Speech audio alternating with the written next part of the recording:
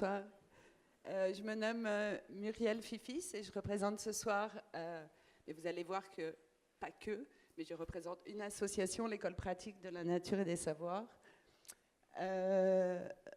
Voilà un peu le décor. J'ai choisi 2023, cette petite photo, c'est un clin d'œil, parce qu'en fait, j'ai envie de vous dire, me revoilà. Il y a 3 ans, j'étais ici, c'était l'époque des masques. Et je veux juste vous partager que quand on arrive dans la rue, là, et qu'on fait le petit couloir pour arriver jusqu'à la salle, en fait, on a les mêmes papillons ici. Je me suis dit, ouais, c'est la 2e fois, c'est tranquille. Ça fait exactement pareil. Voilà. Donc, c'est un petit clin d'œil pour vous dire que, grâce à vous, l'école Caminando se porte plutôt bien. Voilà.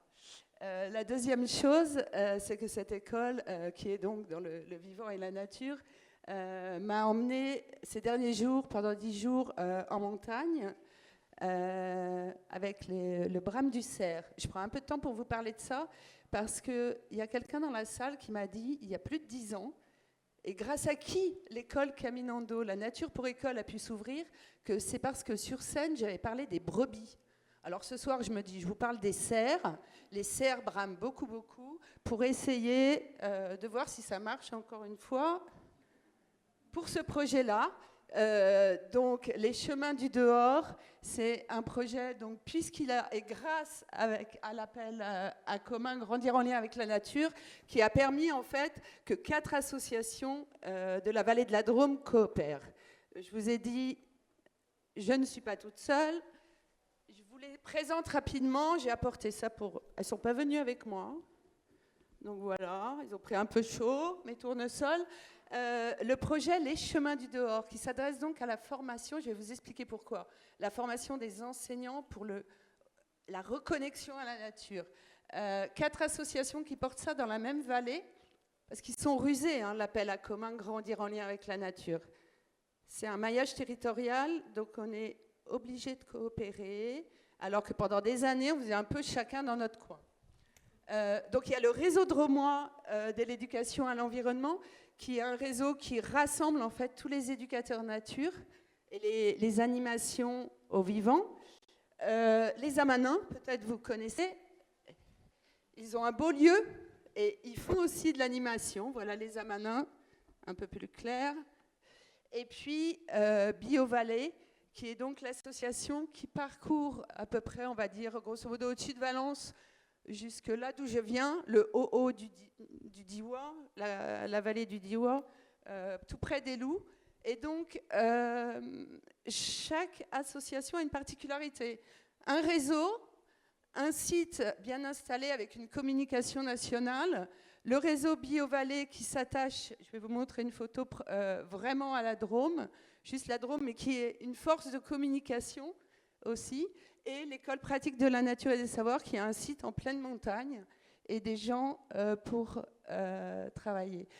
L'école pratique de la nature et des savoirs, elle a une petite inspiration du côté de l'Amérique du Sud, de la Colombie, des Indiens Kogi. Il n'y a pas de prosélytisme, pas de dogme, mais en ce moment, il y a des représentants de cette communauté qui parcourent l'Europe pour faire un diagnostic sur le Rhône. Et pas plus tard qu'il y a quelques jours à peine à Lyon, un de leurs représentants a dit « Il est urgent de remettre vos enfants dans la nature. C'est la seule chose qui compte aujourd'hui. » Donc voilà, je vous ai pris cette petite photo que vous trouvez, je ne fais pas de la pub hein, pour les... Moi, quand je suis arrivée gare de Lyon tout à l'heure, voilà, il y avait ça en kiosque. Une nouvelle manière d'être au monde dans la BioVallée, et puis une terre rebelle par son histoire, une expérience en grand de reconnexion avec le vivant. C'est de la presse, on est bien d'accord.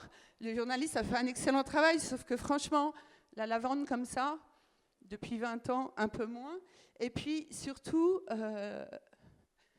on commence à le savoir, le vivant, c'est pas juste un décor, c'est pas ce qu'il y a autour de nous, c'est pas l'environnement, mais nous sommes vivants. Et c'est un des points, en fait, levier de tout ce projet sur les chemins du dehors.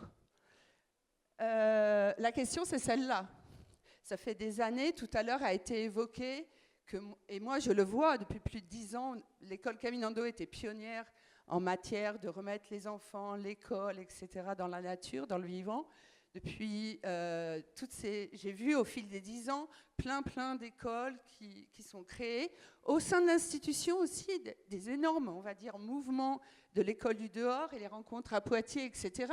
Mais le souci qu'on a, c'est qu'on reste avec le vivant ou la nature objet. Je vais vous l'illustrer. Je ne crois pas que des enfants qui se promènent en forêt avec, vous savez, les petits trucs jaunes fluo, là, rangés 2 par 2, avec des boîtes loupes, je tire un peu les traits, ça va changer quelque chose pour demain. Je ne suis pas certaine. Il n'y a pas de prise de conscience.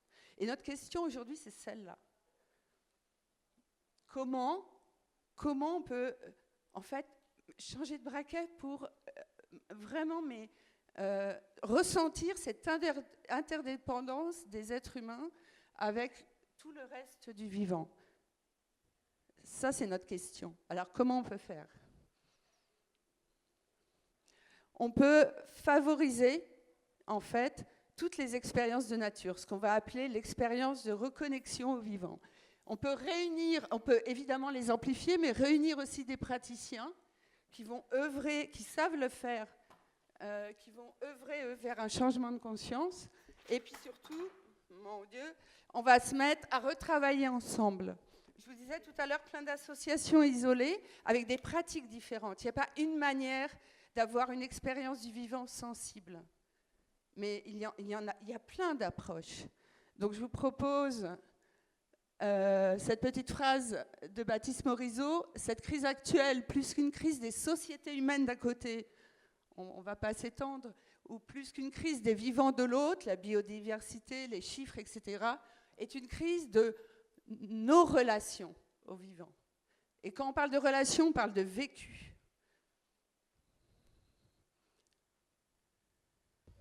Quelques images montées très très vite, je ne suis pas monteuse, mais c'était juste pour vous donner une petite idée de ce qu'on a à vivre. Pas de son, ou très peu, choisi. On fait des choses très très importantes, et ils disent des choses très très importantes, donc voilà, j'ai baissé le volume. Ça rejoint d'une certaine manière ce que disait Hervé, c'est pour cette vigilance et dans le temps. Cette option, en tout cas de le questionner là maintenant dans ce cercle, avec des veilleurs, avec des gens qui ont l'habitude de travailler sur ce terrain.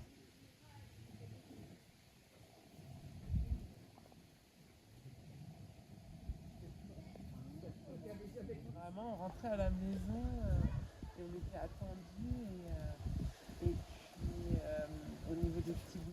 En termes de responsabilité, en termes de couper les... Enfin voilà. Est-ce qu'on s'autorise à le questionner ou...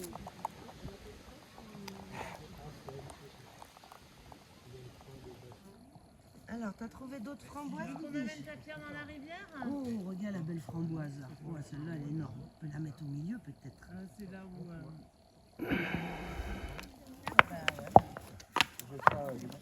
Ils sont polis.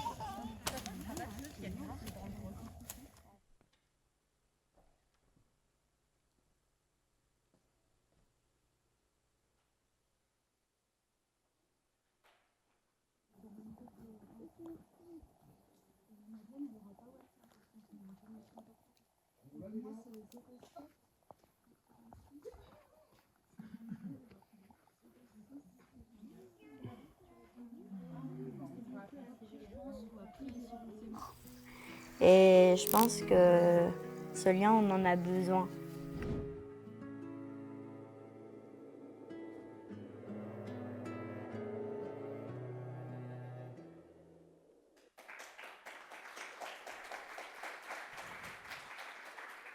On m'a demandé d'aller très vite au budget, mais juste vous dire que pendant la première année, c'est donc la phase 2 de notre projet de formation pour les enseignants. La première année, on a créé un comité de pilotage, on a constitué des groupes de praticiens et on a déjà 3 sessions, on les appelle des parcours, c'est-à-dire des expériences à vivre. Vous savez qu'on apprend, c'est par l'émotionnel que ça se déclenche et que les choses prennent sens. Au mois de juillet, cet été, on apprend qu'on peut enclencher une phase 2. On est vraiment content. Et on commence dans quelques jours à préparer la deuxième année. Mais par contre, pour préparer la deuxième année, il y a un petit souci. On s'est rendu compte, comme je vous disais, c'était très rusé de nous faire travailler ensemble 4 associations différentes qui œuvrent dans les mêmes perspectives.